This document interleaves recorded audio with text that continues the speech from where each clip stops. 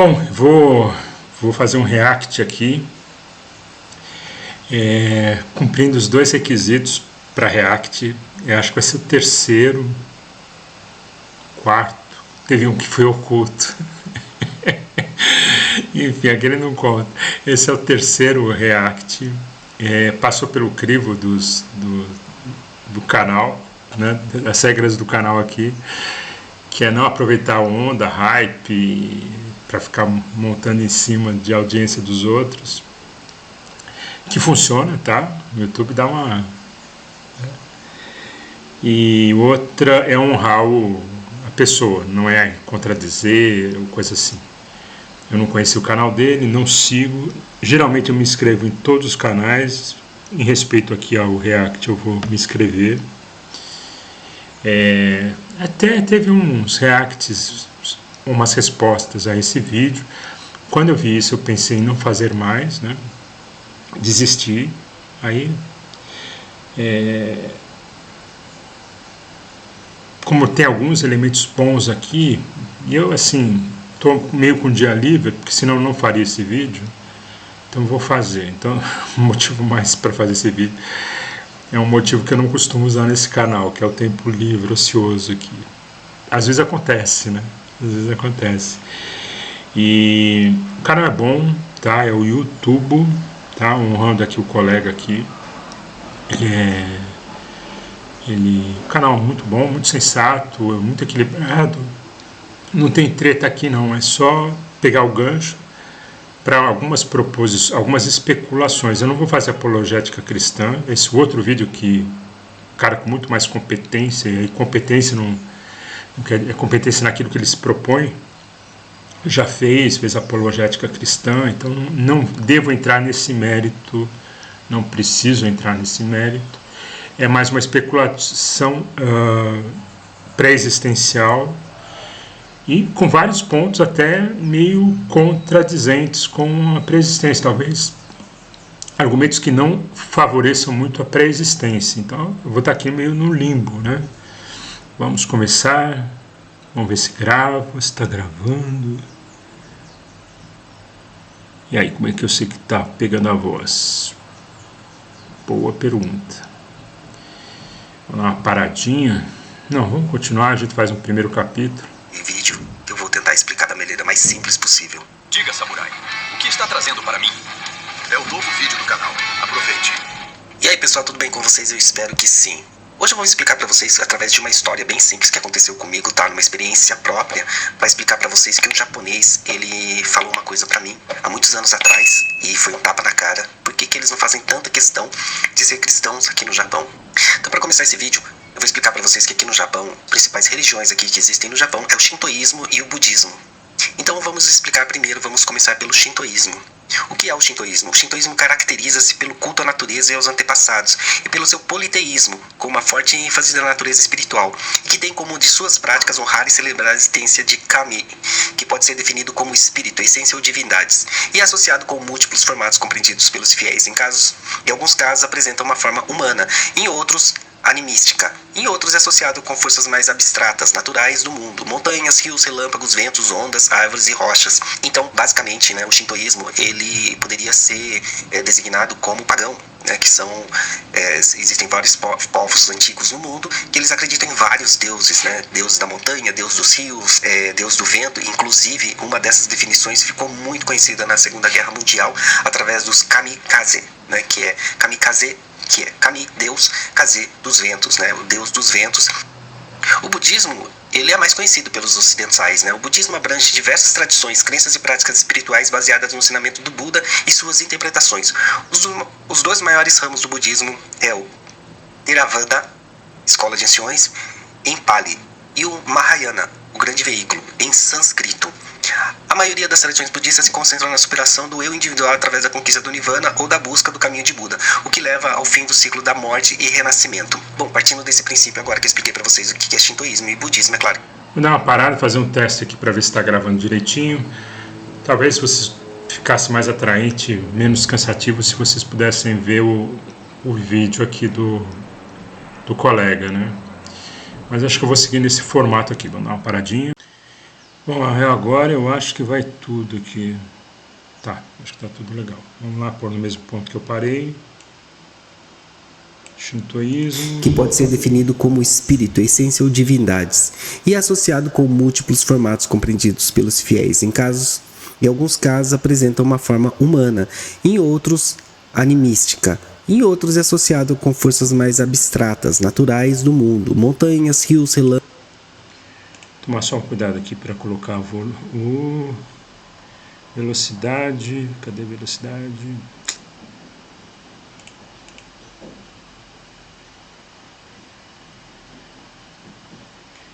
Queria pôr um pouquinho mais rápido aqui.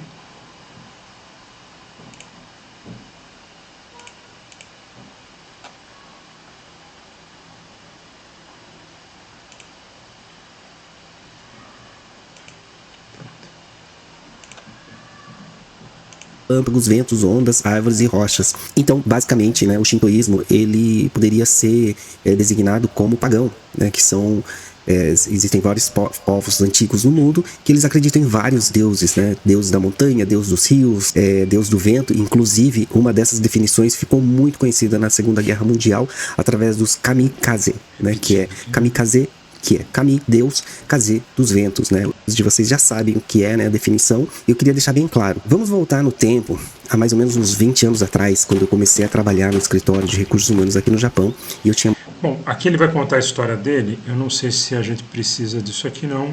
Ele faz todo o contexto. O vídeo é muito interessante, tá? O título é uma análise cultural do porquê o cristianismo não faz sentido no Japão. E vamos ver se eu acho aqui a hora que ele começa. E era muito legal, porque tinha toda a história, desde o início, e de fácil impressão muito grande que ele me deu, foi um tapa na cara praticamente. Esse meu sobrinho, ele foi pro escritório e ele trouxe um livrinho, tá? Um livrinho em quadrinhos, que algumas associações evangélicas se reuniram e transformaram todo o conteúdo da Bíblia em uma revista em quadrinhos em japonês.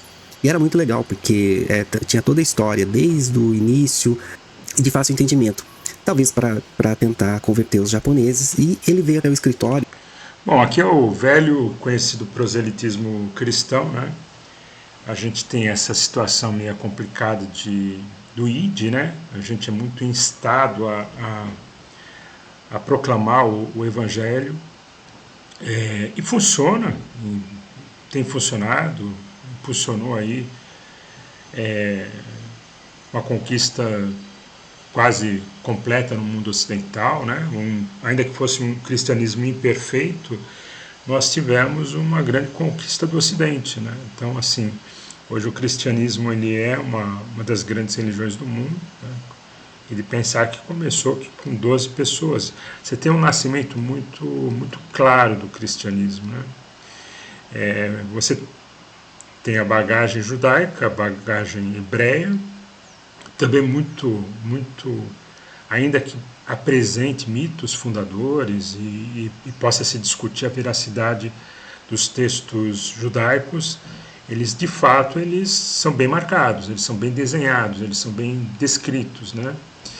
E então não é uma tradição poética, uma tradição geracional não embasada num escrutínio, numa escrita muito bem definida, né? Enfim, ela vai se consolidando, as principais religiões aí vão se consolidando. Talvez o islamismo, né, ele tenha a sua marca, seu registro inicial, enfim, talvez até mais singular, porque já era 700 da era cristã aqui, né? Então já os meios de comunicação, os meios de registro, os meios de arquivos já estavam mais elaborados. Dá uma paradinha aqui e dá uma olhadinha no pão também. Aqui está um cheiro de pão, mas ainda está longe de assar. Enfim, as mais antigas, né, as tradições espirituais mais antigas, certamente passaram por reformulações e tal, mas enfim, nós temos então o cristianismo, ele tem essa proposta de proselitismo, de do ide, do pregar o evangelho, as boas novas. E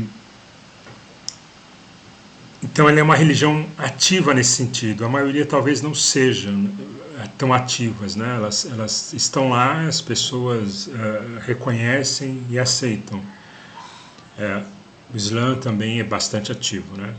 O judaísmo, em tese, não. Teve uma fase proselitista lá na época de Jesus, né? Porque ele fala do proselitismo judaico e já apontava os problemas do proselitismo, né? O proselitismo, ele tem sim seus problemas, ele tem a sua necessidade, a gente entende a necessidade de divulgação, de proclamação, mas eu acho que às vezes ela é mal compreendida. E nada de errado em tentar levar o cristianismo para o Japão, né? Mas aí ele vai relatar o problema dessa abordagem aqui, e a gente vai discutir um pouco essa abordagem aqui, fazer algumas ponderações culturais, enfim, sociais, espirituais. E ele pediu para eu entregar essa revistinha pro Mori. E entreguei para esse nosso vendedor japonês. Ele olhou essa revistinha e ele ficou meio encucado. O que é isso? E aí eu tive que explicar para ele o que é a Bíblia. Conversei bastante com ele e pedi para ele pelo menos ler a revistinha. Ele pegou a revistinha, colocou dentro da pasta dele e a gente continuou trabalhando. Aí passou-se, acho que uns 3 dias mais ou menos. E a gente foi almoçar junto. E quando a gente foi almoçar junto, eu perguntei pra ele se ele tinha lido a história em quadrinho, né, a revistinha. E ele falou pra mim assim que sim, ele leu. E aí o que se aconteceu depois é que me fez entender por que os japoneses não se tornariam cristãos. É fácil saber, é fácil entender. Nisso que ele falou pra mim, tá? Vou tentar explicar pra vocês da maneira mais simples possível. E ele falou assim pra mim, eu só não entendi uma coisa. Eu perguntei pra ele, né, curioso, né? O que você não entendeu? E ele falou assim pra mim, o que eu entendi e que esse Deus de vocês, ele é misericordioso e ao mesmo tempo ele é vingativo. E aí me deu um... E aí começam os problemas do proselitismo cristão, né? Essa figura de um Deus vingativo, se ela é tirada do contexto, fica realmente muito ruim, né? Não é a troco de nada que a gnose pegou esse filézão aí e falou, não, eu vou transformar isso na minha defesa anticristã. E vou subverter aqui o cristianismo, vou pôr um fermento bravo nesse cristianismo para matar ele aqui na hora, que é a criação do demiurgo. Então, não ter uma compreensão desse Deus dos exércitos, desse Deus mais beligerante, realmente é um problema, tá? Para todo mundo que se aproxima do cristianismo, é muito complicado. O judaísmo vai tratar naturalmente porque tem uma questão existencial de Israel. Então, por ter uma proximidade física muito grande entre a relação entre homens e Deus muito forte, um Senhor dos Exércitos é uma coisa natural, né? Do ponto de vista mais poético, que é a forma que eu gosto de tratar a Bíblia, você tem aqui uma luta do bem e do mal, muito mais antiga e ancestral e cósmica do que a gente pode entender. E todas as culturas, e a japonesa não é diferente, eles vão compreender essa figura da destruição, do monstro, né? Porque isso é um arquétipo da cultura japonesa. Como é lá, que eu esqueci o nome lá do Godzilla, né? Você tem toda essa coisa de uma destruição, de um mal, de um poder maligno muito grande querendo destruir, e você tem a questão da justiça e da liberdade e combatendo esse demiurgo, assim, né? Esse Godzilla demiurgo. Então é um conceito bem interessante, e talvez os apologetas lá japoneses poderiam ter se valido um pouco disso, né? Ou seja, um espírito de destruição e um espírito de resistência militar, por assim dizer. Isso na cultura japonesa faria muito sentido, né? E não uma moralidade muito pobre, por sinal, né? Porque em vez de buscar um caminho mais ético, eu vou ver se eu ainda falo aqui da ética social, ética material e ética espiritual. Acho que eu vou abrir uma palhinha no final, se eu não esquecer. E você poderia também ter uma abordagem ética, que o japonês ele teria entendimento muito fácil, né? Mas por causa de uma cultura muito complicada no Ocidente, né? Desde Roma, né? Onde você tem abuso, você tem escravidão, você tem devassidão, você tem os imperadores os imperadores romanos nas suas piores fases, né? Que coincide com o período da igreja primitiva, até um pouco antes. Então você tem todo um problema de devassidão, de maldade intrínseca, né? De abuso, escravidão, servidão, né? Pega essas histórias medievais, mesmo com o cristianismo posto, você vai ter vários casos absurdos, né? De empalamento. Então, assim, o Ocidente, comparar o Ocidente de 2000 anos atrás, é fato que não foi restrito aos 2000 anos atrás, né? Tem sido nesses 2000 anos. Com o Japão moderno, não sei se faz sentido, né, fazer essa tradução simples. Enfim, vamos ouvir mais um pouquinho que ele vai discorrer sobre isso. Um nó na cabeça, né? Eu falei, quem lê a Bíblia, vocês que leem a Bíblia, né? Eu também já sabe que no Antigo Testamento realmente é muito rigoroso, né? Tudo que Deus fazia. Esse vídeo aqui não é para contestar nenhum tipo de religião e também... Cara, muito educado, muito japonês, né? Povo maravilhoso, eu amo o povo japonês. Nada a ver com fé de cada pessoa, tá? Cada um acredita naquilo que quer. Mas foi interessante pra mim eu ter ouvido isso. E realmente no Antigo Testamento Deus era muito rigoroso. Ele punia, né, os pecados com vários castigos, né, que ele infligia dentro do Antigo Testamento. Você vai ver que realmente Deus era muito rigoroso quanto aos pecados, né? O pecado como moralidade é complicado mesmo. Agora, o pecado como rebelião, né, as pessoas traduzem o fruto do pecado com o próprio pecado. É uma coisa que eu repito sempre: o brasileiro, as pessoas em geral, mas o brasileiro especialmente, ele tem muita dificuldade com causa e efeito. Quem dá o tapa geralmente é a vítima aqui no Brasil, né? É muito fácil é a questão do golpe contra golpe, né? Você bate, esconde a mão, e aí ou o cara apanha calado, e se ele reagir, você fala que ele está te batendo, né? É que nem aquela mulher que apanha e quando vai na delegacia, finalmente vai na delegacia, o cara é preso, o marido fala: você destruiu o nosso casamento, agora eu estou preso. Quer dizer, é uma inversão absurda, e isso é muito comum, né? Então, o pecado não é o fator que te separa de Deus. O pecado é o pecado manifesto, né? Lá o adultério, a violência, a estupidez. Ele é o fruto, né? Então não adianta você coibir o adultério se o cara tem um coração adúltero. E Jesus Cristo resolve isso. Fala: não, se no teu coração você olhar lascivamente para uma mulher, você pecou. E essa é a raiz do pecado, né? Mas parece que a gente não aprendeu nada, né? Enfim. Aí o cara faz um material bonito lá para tentar convencer o japonês de ser ético, né? De ser educado, né? Enfim. Concordei com ele.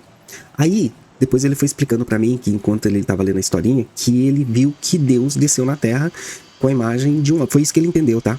Como se fosse um ser humano. No caso, o Novo Testamento, que começa com Jesus Cristo, que ele desce na Terra e começa a fazer muitas coisas boas para a humanidade. E ele falou assim: não entendi muito bem porquê, mas que os seres humanos, né, os povos daquela época preferiram dar o perdão para Barrabás, que era um prisioneiro muito perigoso, do que para Jesus Cristo, que veio para salvar a humanidade. Até aí tudo bem, era uma história normal, sem problema nenhum. Aí eu perguntei pra ele assim, o que ele não estava entendendo direito, né? Porque a história da Bíblia, assim, é uma história muito rica dos ensinamentos. E aí ele falou assim pra mim: então, o que eu entendi de vocês, né, que são cristãos, vocês seguem uma tal de lei de Deus, né? Os 10 mandamentos, os que são. Então, isso é um tijolo na construção do cristianismo, né? E não dá conta de toda a complexidade, e no nosso canal aqui, o nosso canal é pré-existencial, né, de um tratamento de rebelião, né? Então, o cerne seria o tratamento da rebelião contra Deus, né? O homem se enxergar rebelde. E aqui, pegando um pouquinho o gancho que ele se colocou como pagão, né, uma religião pagã, ou dita pagã por nós, cristãos, eu acho que também é uma coisa que o cristão tem que dar uma superada nesse ponto, né? A gente sabe da importância do monoteísmo, e aqui o monoteísmo eu não queria trazer no sentido da figura física, da figura da singularidade de uma personalidade, né? Porque o conceito de grupo, de uma família é uma família, é uma família composta por várias pessoas, então não é tão complexo assim, mas a gente teve tem essa necessidade. Não, eu sou tão monoteísta que nem o judeu é monoteísta. Nem o judeu é tão monoteísta assim, por várias razões que eu não vou discorrer aqui. Nem teoricamente a gente pode afirmar isso, existem suas contradições, seus problemas a serem resolvidos. A questão do monoteísmo, a coisa mais importante é que existe uma unidade contra uma rebelião dispersa, né? O anticristo é justamente uma tentativa de uma unidade do mal. Então você tem uma unidade santa, separada, que não pecou, de uma dispersão de almas que estão em pecado, né? Estão aí tentando se aglutinar em várias comunidades, e aí nós vamos entrar na questão das religiões, das culturas, dos povos, das nações, inclusive do Japão, né? E você criar uma unidade a partir dessa dispersão. Então, o mérito da dispersão e da rebelião, ele não vai aparecer nesse vídeo, não vai ser compreendido nesse vídeo. O que é muito triste, porque o cara que se dispôs a ler, o colega dele lá que se dispôs a ler uma revistinha, fez um negócio muito legal. Estou até prestando atenção aqui, está muito baixo, senão não vai aparecer. Pô, o cara se dispôs a ler um material, se abriu o coração ali, e o material é insuficiente. Até aí tudo bem, a gente sabe dos nossos problemas do cristianismo, do nosso proselitismo cristão, né? Das nossas contradições, das nossas hipocrisias. Paciência, né? Vamos dar uma avançada aqui. Mas então, só para finalizar, a gente tem essa preocupação de monoteísmo e tal. Eu vou tentar, não sei se eu estou deixando umas pontas aqui para quando ele avançar sobre a cultura japonesa. Então não quero adiantar, mas eu temo ter perdido o timing aqui. Os sagrados que são as tábuas que Moisés trouxe do monte. E agora eu não vou lembrar o nome do monte, tá? Desculpa. Monte Sinai? É isso? Eu acho que é, tá? Se estiver errado, vocês me corrijam aí. E aí vocês apresentaram pro mundo que é errado roubar, que é errado matar, que é errado fazer as coisas erradas, né? Basicamente foi isso que ele... Complicado, né? Complicado. Agora, aí é que vem essa questão. A nossa cultura aqui ocidental, ela parece que não evoluiu muito mesmo, né? Mas você vai pegar lá o pessoal setentrional e eles não roubam mais, né? A bicicleta lá você deixa na rua, vai encontrar no mesmo lugar. É questão de civilidade, né? Se você alcança um nível de civilidade, E aqui tem um diferencial, né? Eu costumo falar, da onde vem a sua moralidade, né? No mundo ocidental é fácil, a gente sabe que o cristianismo influenciou. teria se desenvolvido sem o cristianismo? Eu não sei essa resposta. O fato é que o Japão ele prova que dá para evoluir sem o cristianismo, ok? Como doutrina e tudo mais. Dá para ter uma moralidade a despeito. Mas a gente vai entrar depois na questão a lei escrita no coração. Então, enfim, temos uns probleminhas aqui para resolver em termos de moralidade e cultura, tá? Mas, enfim, só para fechar, está tendo uma comparação entre o Japão moderno com uma cultura tribal. Pensa bem a questão do roubo, né? Muitas vezes roubar era sobrevivência. Você não tinha água, você não tinha leite, você não tinha pão, era escassez em cima de escassez, né? Então você comparar um mundo civilizado e rico e produtivo e que venceu problemas de produção por conta inclusive do petróleo, né, que faz com que você não precise de escravidão, não precise você tem energia, né, e a energia você faz as transformações necessárias. Comparar isso não é legal, não é uma coisa boa, tá? Não faz muito sentido. Mas não é culpa do japonês que estava lendo lá, do colega dele. Porque quem apresentou essa proposta de não roubar foi o proselitista cristão, foi a revistinha, foi o prosélito cristão, né? E ele é que se propôs a isso, né? Então, a abordagem tem um problema. Mas eu não quero entrar em apologética, que acho que eu já entrei demais. Falou pra mim. E aí ele fez uma seguinte pergunta. Quer dizer que se não tivesse escrito nessas escrituras que vocês consideram sagradas, que roubar é errado, vocês não iam saber que roubar é errado? Aí vem toda a discussão, que em vez de talvez da revistinha, eles podiam ter escolhido um capítulo e falar, lê esse capítulo da Bíblia, tem ótimos capítulos, né? Enfim, tem a lei escrita no coração, está lá no Antigo Testamento, está no Novo Testamento, que eu escreverei a lei nos corações. Quem garante que esse japonês não teve a lei escrita no seu coração? Isso é o cerne da questão aqui do proselitismo. E aí a gente vai falar sobre a declaração, se declarar Jesus é importante ou não. Aí eu vou tentar falar sobre ética espiritual, né? Vou tentar abordar esse tema aí. Que se não tivesse escrito que matar é errado, vocês não iam saber que matar é errado? E que se não tivesse escrito todas essas coisas, né, esses 10 mandamentos, né, além dos 10 mandamentos... Agora, né, recapitulando aquela questão de cultura, nós tivemos um choque cultural em 1945, certo? Uma coisa é você ser bom com o seu povo, né? Eu não quero entrar aqui em polêmica, né? Mas até 1945, cara, os caras sentavam o cacete literalmente, né? Em toda China e todo aquele entorno do Japão, né? Malá, eu não sei até a expansão aqui, eu sei que foi além da China, não sei se na Coreia, a gente vai ter casos, e teve muita violência, então matar, vamos ser sinceros, matava-se até pouco tempo atrás. Então aí a gente pergunta, será que a cultura japonesa não incorporou de maneira inconsciente os valores ocidentais? Não passou para um outro nível? A riqueza, o choque cultural não influenciou que hoje o japonês realmente tem taxas belíssimas de segurança pública, né?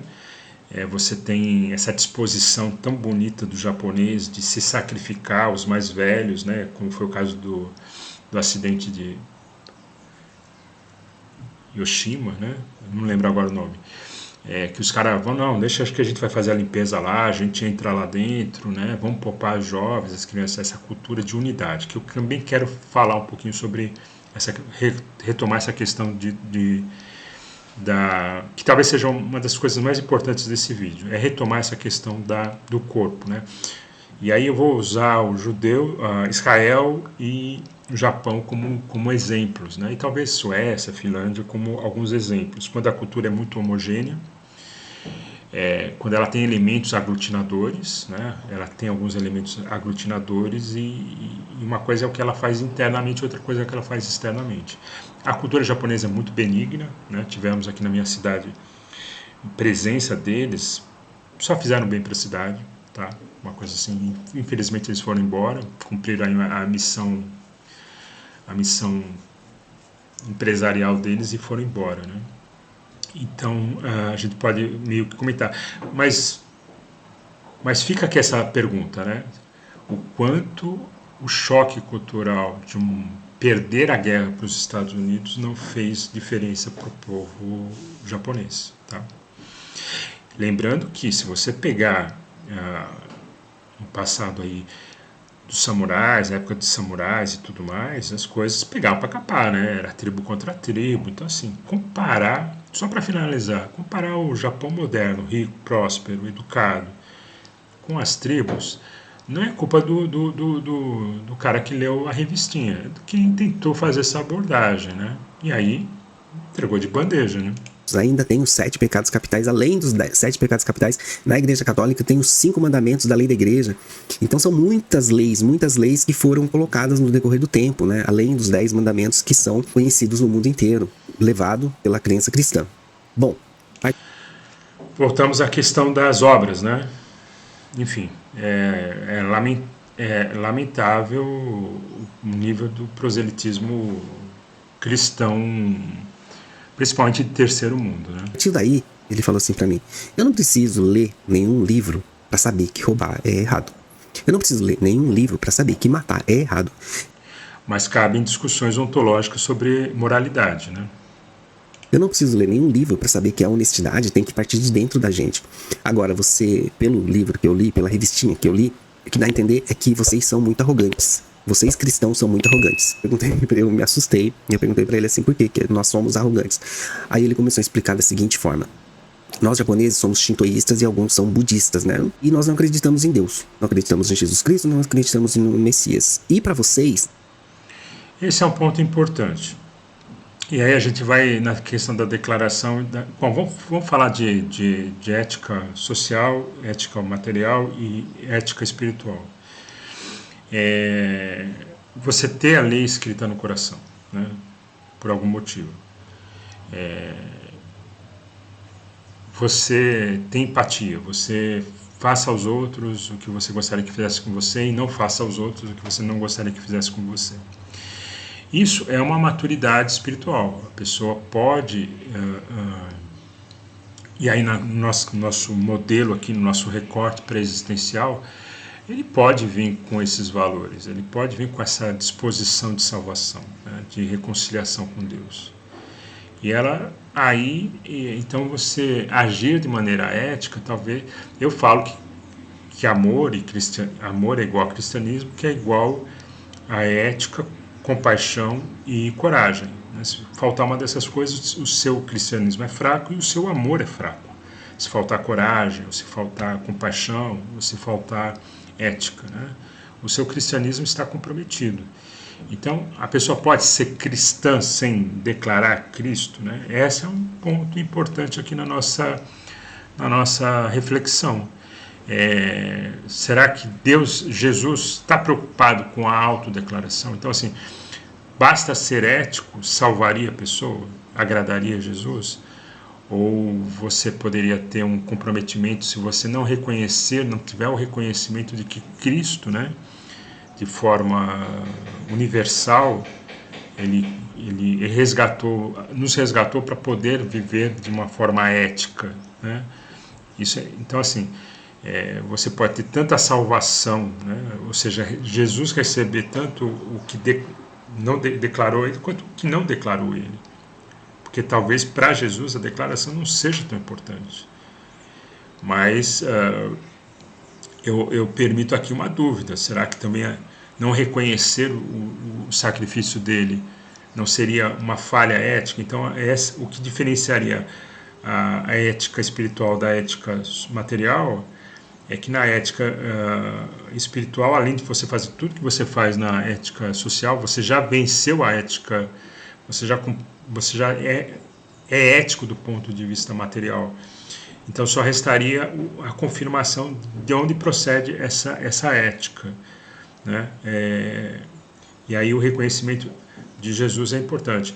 Então eu posso tanto defender uma posição em que o que importa é o que está no coração dele, né? E a mente pode ter suas contradições, em não ter uma consciência de Cristo, mas de ter uma prática de Cristo. Isso existe na Bíblia, tá? Quando o pai fala para o filho, faça isso, ele diz que vai fazer e não faz, e o outro diz que não vai fazer e faz. Então, Jesus já deixou muito claro isso. Eu não estou preocupado com o que você fala, estou preocupado com o que você faz, né? Agora, talvez a excelência dessa ética seja você reconhecer espiritualmente as questões espirituais e que Cristo fez isso possível, né? Então, essa questão da declaração, a pessoa pode se opor, né? Ser completamente ética, mas pode ser uma ética baseada em conveniência social, enfim, né? A gente, quando você tem acesso a algumas questões sobre, eu não gosto de falar o nome, do anticristianismo, né? Você vai lá ter, eu prefiro esse termo, do anticristianismo, você vai ter a questão de, você vai perceber algumas coisas éticas. Alguns ateus satanistas, né, que existe isso, eles falam que não, a gente cumpre uma ética, não sei o que tal. Então assim, a gente teria duas possibilidades nessa negação de Cristo. Você faz a vontade de Deus e isso é o que importa, e você faz a vontade de Deus por outros objetivos, mas claramente visando negar a Cristo. Vou construir um sistema filosófico tão bom que eu não vou precisar de Cristo. Então, essa é a questão, né? E isso é nível de consciência, não é nível de santidade, é nível de consciência. É sempre bom ter mais consciência do que não ter a consciência. Mas o que importa no frigir dos ovos é se seu coração é benigno, se a lei de Deus está escrita no teu coração, se você foi circuncisado no coração, independente de você reconhecer essa circuncisão no coração. Então isso vale para o judeu, que pode estar lá sendo um excelente cristão, praticando amor, compaixão, coragem, para defender as coisas certas e não declarar Jesus. Então, se você tem uma declaração consciente de que não quer Cristo, aí é um problema. Mas não ter a declaração por si só não é um problema. Eu não vejo isso como um problema. Não me parece ser um problema, nem do ponto de vista teológico, nem do ponto de vista mais pessoal, de interpretação mais de coração, né? Eu não vejo isso como um problema.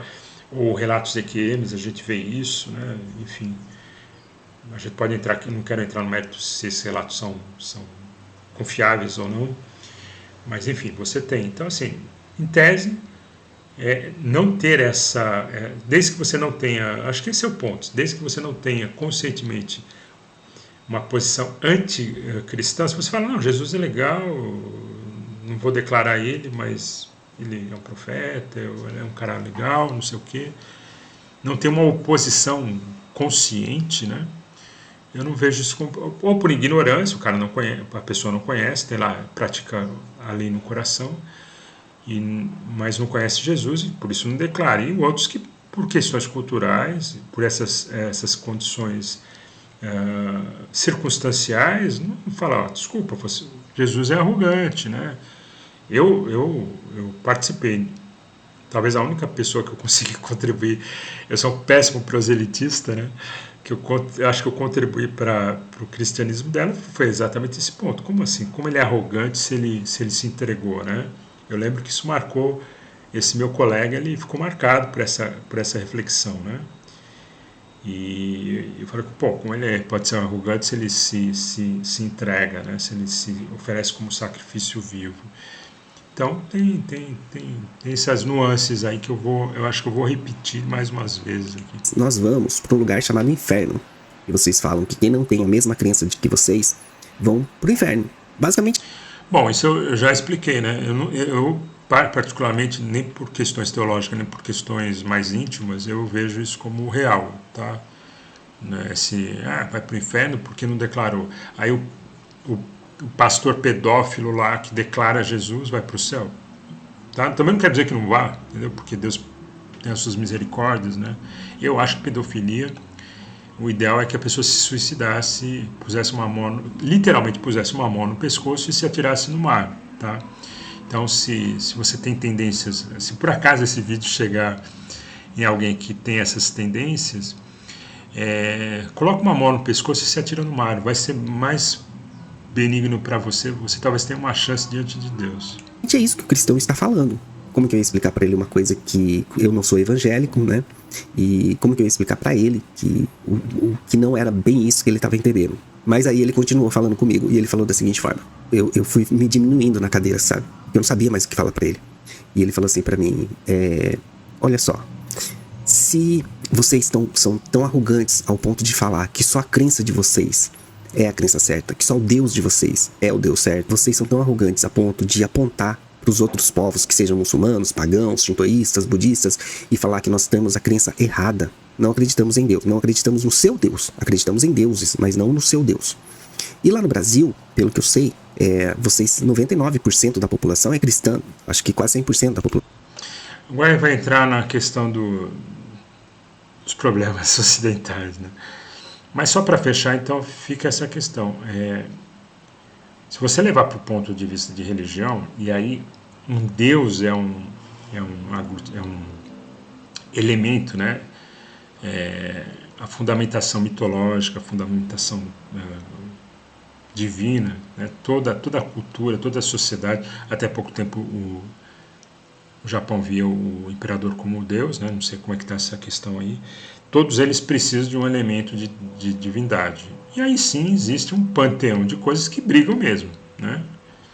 E o cristão se ilude achando que no caso dele é diferente. Não, se você tem uma religião institucionalizada, política,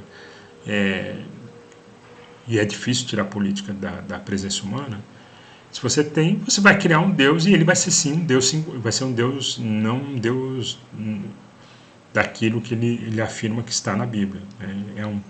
Ele vai criar mais uma divindade do panteão e vai ter a ilusão de que no caso dele é diferente. Não, no caso dele não é diferente, né? Se você está se impondo politicamente, e o proselitismo tem muito disso, de uma imposição política, então você tem um Deus menor, né, um Deus com D minúsculo, que você, por boas razões teológicas, acredita que é um Deus com D maiúsculo, mas não é um Deus minúsculo. Na verdade, você está defendendo um Deus com D minúsculo, que vai competir nessa briga, nesse panteão político e cósmico aqui. Eu vou dar uma paradinha porque eu preciso ver o pão. A parte mais difícil de fazer pão é a hora de tirar o pão do forno, né? Vamos lá. Agora ele vai entrar na questão mais cultural. E aqui eu quero falar sobre a questão então de ética. Acho que eu já falei, ética espiritual não ficou bem legal, não. Eu queria fazer um blocozinho mais bem delimitado, mas ética social, ética material e ética espiritual. Acho que já fechei essa conta. Agora eu quero falar de um tema que até é um pouquinho bastante complicado para alguém que crê na pré-existência. A população é cristã. E eu falei, sim, é verdade, você tem razão. E aqui no Japão, apesar de tudo isso, apesar de nós sermos condenados ao inferno, de acordo com o que vocês acreditam, né, que os cristãos acreditam, nós não roubamos. Eu não, tá? Eu não. Eu não acredito que vá para o inferno, não. Eu acredito que todos temos problemas para resolver, né?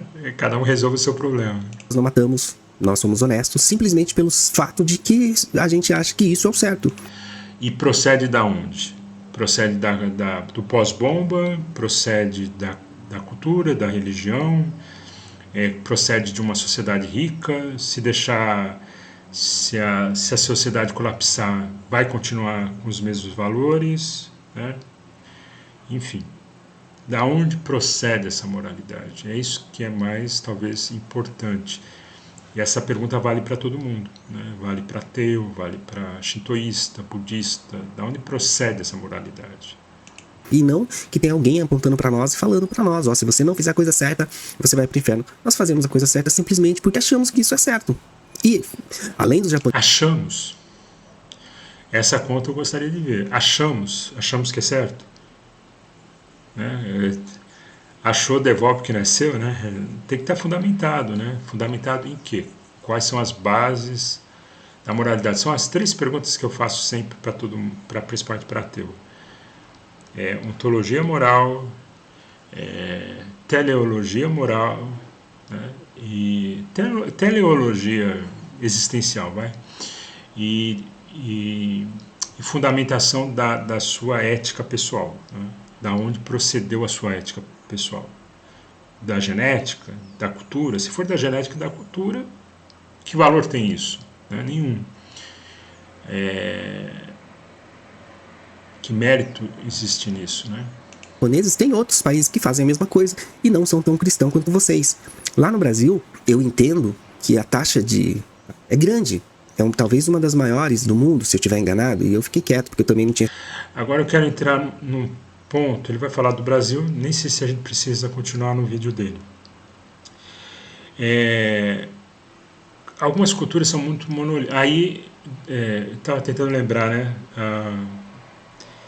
Tem o criacionismo e tem a outra... Eu sempre esqueço, minha memória, é por isso que eu dou tanta travação. Tem um outro termo para geração da alma a partir do corpo, né? A partir do nascimento carnal. Aí você vai ter algumas culturas mais monolíticas. Por exemplo, você tem a judaica, que ela tem diversidade de etnias, né? O judeu oriental, o judeu africano, o judeu askenazi, o ibérico, o sefardita. Você vai ter... Mas eles têm uma unicidade que é espantosa mesmo, é espetacular. Como eles conseguem, no meio dessa diversidade, tanto criar uma unidade, né? Para quem está de fora, não é fácil responder. Para eles, talvez seja muito fácil responder essas perguntas, né? Mas para nós que estamos fora, é bem diferente mesmo, é bem difícil entender isso, né? Como eles conseguem manter essa questão geracional. A gente sabe, os ritos, a crença, mas vai muito além disso, né? É muito mais... Tem alguma coisa sobrenatural nessa união de Israel? Com certeza tem. Né? Não se explica só por teologia, cultura, sociedade, nada desse ponto. Mas você vai ter sociedades mais monolíticas, né? Como uma finlandesa, uma sueca e o japonês, né? Então é fácil a Islândia não tem problema de roubo, não tem problema de assassinato, dizem que na Suécia não tem presídio quase, porque ninguém vai preso, não sei o quê. Por quê? Por causa de alguns fatores. E, primeiro é a uniformidade cultural, não vou nem colocar racial, acho que o mais importante é a cultural. Então você tem uma unidade cultural. São povos pequenos. O Brasil é um caldeirão de gente, né? Uma mistura. É até injusto, né, a gente falar do povo brasileiro, né? Assim como falar do povo italiano, né? A Itália não é um monolito, né? Várias culturas, procedências, etnias, línguas e tudo mais, né? Então, você tem um ambiente mais conturbado, né?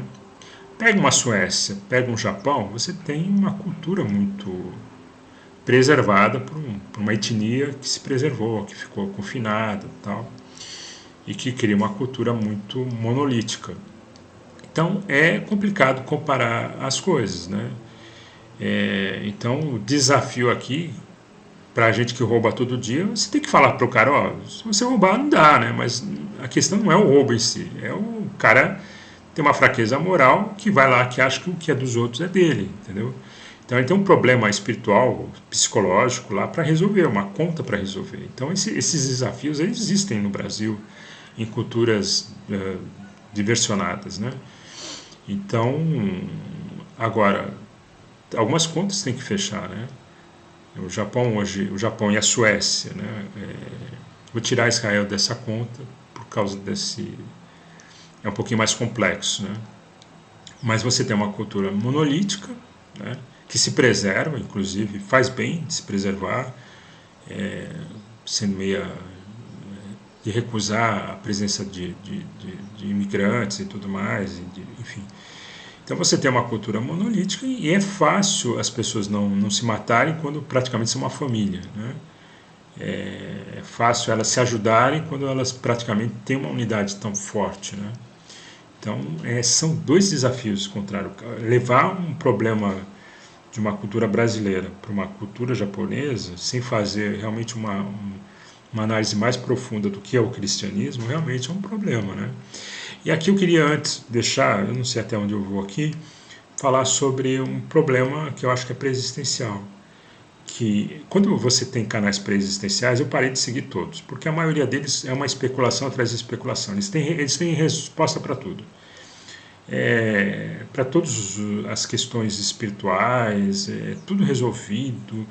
Tem lá o Nefilim, o casamento, a hibridização genética, tudo está explicado, impressionante. Aqui não tem essa coisa não. E uma das questões que às vezes é uma tentação é a questão eu vou usar casta aqui no sentido mais de brincadeira, mas seriam os clãs espirituais, né? Que existem hierarquias espirituais, a gente percebe, né? Todas as sociedades praticamente são verticais, todas. Tem algum nível de verticalização, de hierarquia, e algumas convivem muito bem com hierarquia, outras têm problemas. O Ocidente tem problemas com hierarquia e tal, outras não têm problemas, outras sociedades não têm esse problema, algumas religiões, o catolicismo também não tem problema com hierarquia, então assim... e a gente percebe que existe uma hierarquia de anjos, de demônios e tudo mais. Então, assim, trazer para a pré-existência a hierarquia não é tão complicado. É um embaraço, não vou negar que seja um embaraço. E outro embaraço grande é a questão de clãs. Será que... e aí tem muito pré-existencial, que vai para uma linha totalmente esotérica, né? De falar, não... astrologia bíblica. Então você teria clãs, teriam 12 clãs para cada signo, ou aí já mistura com outros planetas e outras civilizações e civilizações pré-adâmicas, mas é um embaraço de qualquer forma. Não tenho resposta, nem ouso ter resposta para essa questão dos clãs. Por exemplo, o judaísmo vai ver isso muito, que Israel é de um clã espiritual, né? O shintoísmo, o budismo, tem a questão das castas, né? Acho que nas variantes do budismo, né? Lá na Índia lá tem a questão de castas, né? Espirituais, tal, não sei o que, mas vou chamar de clã, né? Será que haveriam clãs, unidades ou afinidades pré-existenciais? Esse aqui é um embaraço grande, tá? A tentação de crer nisso é muito grande, tá? Mas aí o criacionismo tem uma resposta muito mais simples, né?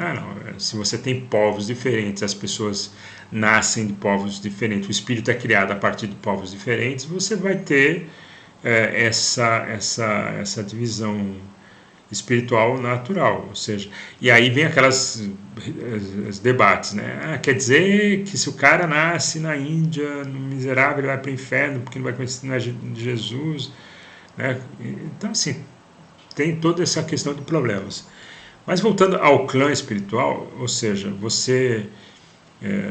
aqui eu queria partir de duas premissas, né? Uma, que existem clãs espirituais, elas conseguem migrar para povos, ou seja, Deus teria criado povos para clãs específicos, ou você teria apenas coincidência, não existiriam os clãs, ou até existiriam clãs, mas eles seriam dispersos na humanidade. Então você tem um clã lá espiritual X, Y, Z, Um nasce no Japão e se associa a um clã espiritual japonês, né? E o outro nasce no Brasil e se vira nos 30 aqui para lidar com todos os problemas aqui absurdos que a gente convive, que são insanos, né? A gente vive, hoje estamos vivendo uma época de loucura institucionalizada, né?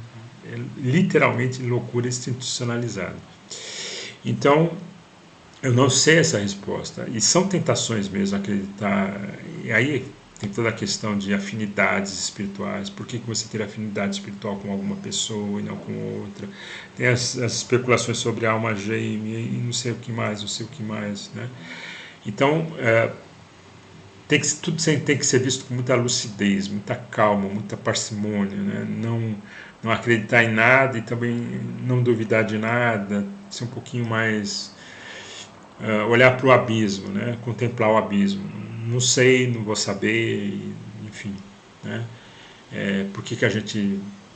Por exemplo, eu gosto muito da cultura japonesa, né?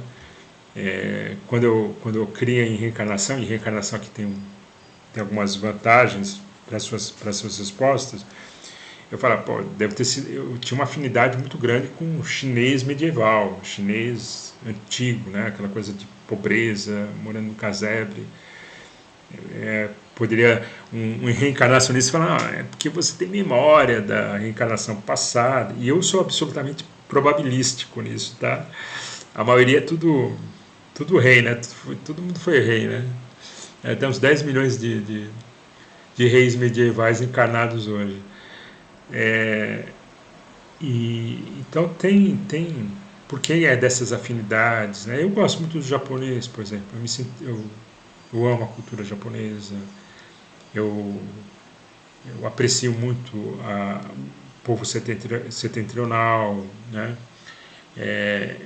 Essa coisa de não gostar de barulho, de ser mais individualista, mais recluso, né? Enfim.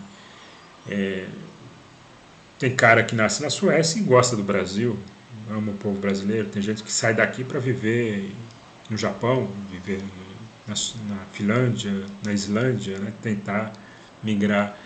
Eu fico me perguntando se não seria uma busca espiritual, né? Enfim, se essas motivações são realmente materiais ou são espirituais, né? É só especulação, só dá para especular. E aí cabe prudência, né? Mas vamos ver aqui, o pão ainda deve estar sã. Essa é estatística. E ele falou assim, o roubo lá é muito normal. Eu fiquei sabendo por uma notícia que acontece um assalto por hora lá no Brasil. Nesse momento, alguém está sendo assaltado na região do estado de São Paulo, que é uma das maiores cidades lá do Brasil, até onde eu vi, né, essa notícia. E eu comecei a não querer mais conversar sobre isso, né? Mas, tudo bem, vamos até o final. E aí ele falou assim pra mim, tá? Se vocês acreditam realmente que vocês estão certos e nós errados, né? Saiba que desde criança, né, a índole dos japoneses é essa. É de um ajudar o outro sem esperar nada em troca. O que eu vejo é que vocês cristãos, vocês precisam fazer alguma coisa certa, vocês precisam... Isso aqui é horrível, né? Isso aqui...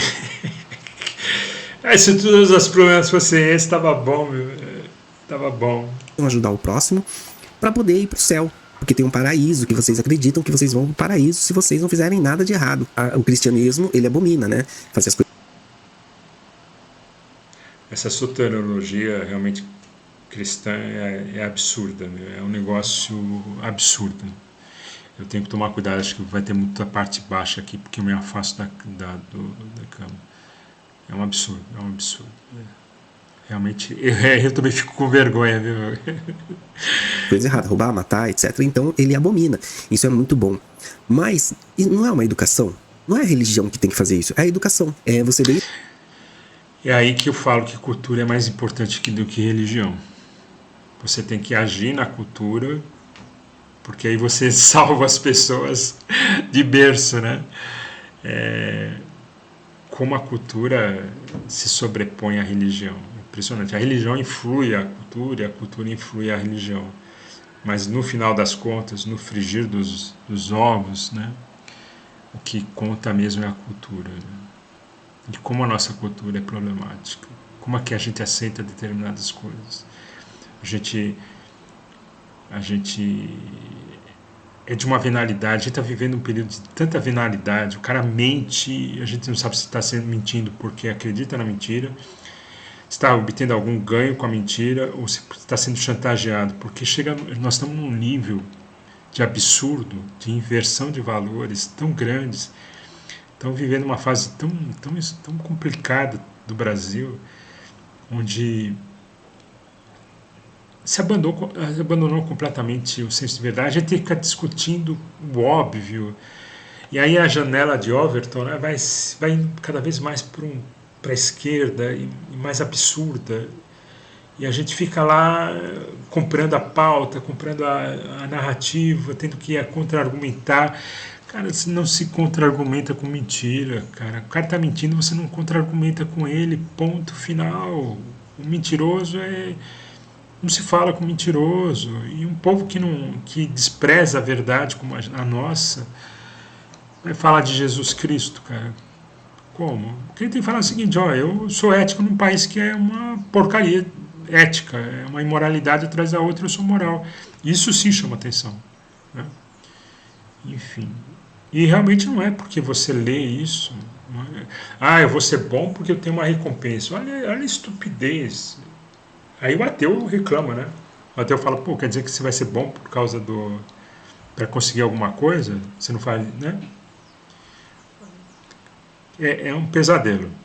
Desde criança, entender que isso é errado. É você, desde criança, entender que você tem que ter empatia pelos seres humanos. Tanto que aqui no Japão, quando acontece um desastre natural, e acontecem bastantes, né? Terremotos, cidades inteiras já foram destruídas, né? Os japoneses, eles simplesmente se reúnem entre eles não são cristãos, eles não precisavam fazer isso porque eles não acreditam no inferno, né? Se eu ajudar o próximo ou não ajudar o próximo, tanto faz. A gente não acredita, simplesmente não acredita que vai ter inferno ou céu pra ninguém. E nós ajudamos, porque achamos que isso é o certo, que precisamos ajudar, porque o próximo tá precisando de ajuda. Então nós reconstruímos cidades, não ficamos esperando o governo, não ficamos esperando Deus descer na terra, não ficamos esperando nada. Simplesmente nos reunimos e começamos. Acho que eu já comentei sobre isso, né? Já esgotamos. Começamos a construção. Isso a gente aprendeu na Segunda Guerra Mundial, na Primeira Guerra Mundial, em todas as guerras que aconteceram já no Japão, e foram muitas, porque o Japão é um povo muito antigo, desde a época dos samurais, né? É um povo milenar que já passou por muita destruição, muita guerra. E o Japão tem muitos desastres naturais, porque ele fica bem no eixo, no círculo de fogo do Pacífico, com vários vulcões. Tem uma expressão que eu amo, que eu até parafrasei para o Brasil, guerras e incêndios são as flores de Edo, né? Que acho que Edo é Tóquio, né? Eu vou ver se eu resgato, eu não achei mais essa expressão. As guerras e os incêndios são as flores de Edo. E no Brasil prevaricação e chantagem são as flores de Brasília. Mas tudo bem. E acontece muito terremoto, tsunami e etc. Então. E mesmo assim, com todos esses desastres naturais, morrem-se menos pessoas por ano do que no país que você está falando que é cristão e que as pessoas temem a Deus. O Brasil não é cristão, né? É um país bem anticristão. Que morre muito mais gente lá e vários outros tipos de coisas que um vai tirando a vida do outro, inclusive por causa da religião, né? Que um não acredita na religião do outro, então tá errado.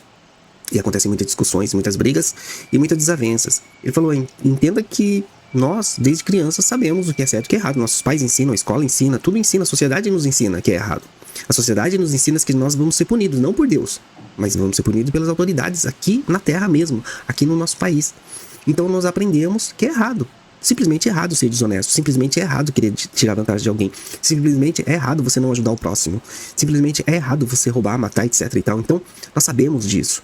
Aí o que eu estou entendendo de tudo que você está me falando e do livrinho que eu li é que, na verdade, vocês cristãos querem ser japoneses, querem ter a mesma...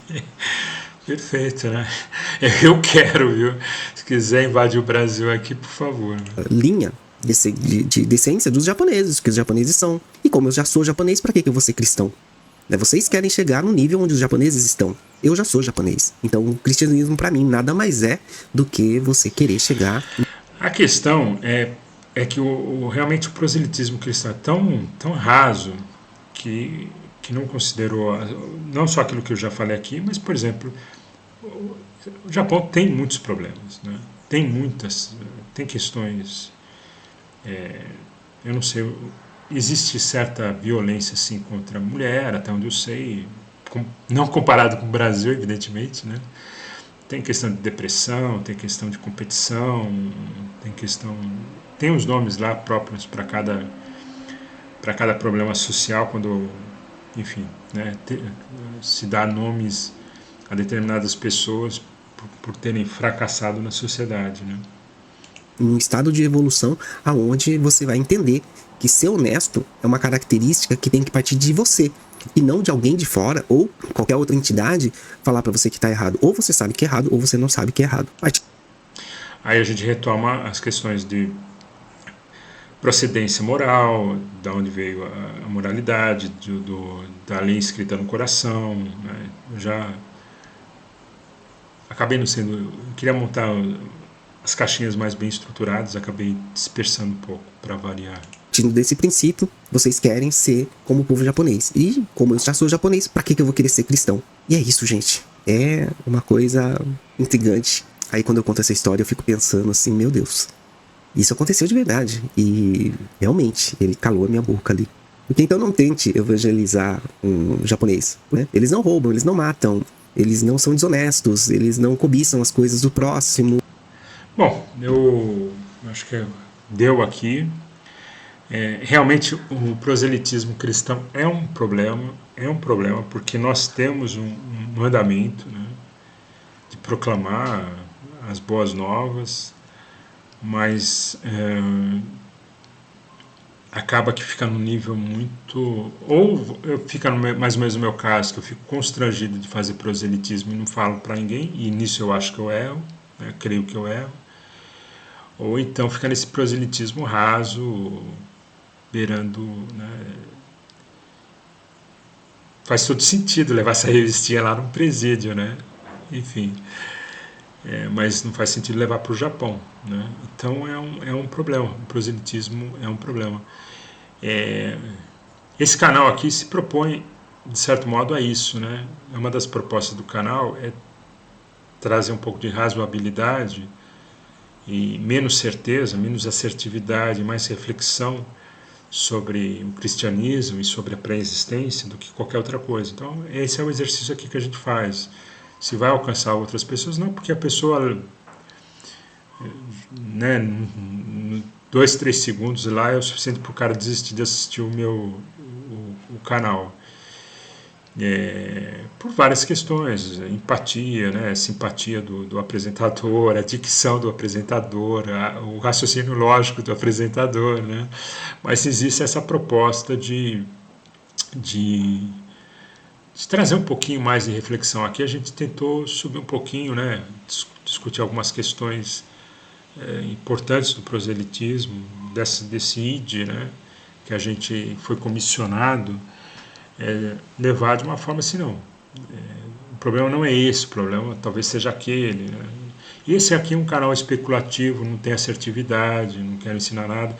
Quero agradecer o colega, nem sei o nome dele, tá? Eu já assinei aqui, me inscrevi no canal dele, em consideração aí a ter usado o material dele. Não sei se vai cair, se vai ter alguma reclamação. É uma pessoa excelente aqui, dá para perceber o caráter da pessoa, né, a honestidade intelectual do cara. Então eu queria deixar o agradecimento aí pelo uso. E o canal dele tá indo bem, tem 3 mil inscritos, né? Acho que é isso, 4 mil inscritos, quase 4 mil. Tá crescendo aí, então parabéns aí pelo canal, parabéns pela história, obrigado pela oportunidade.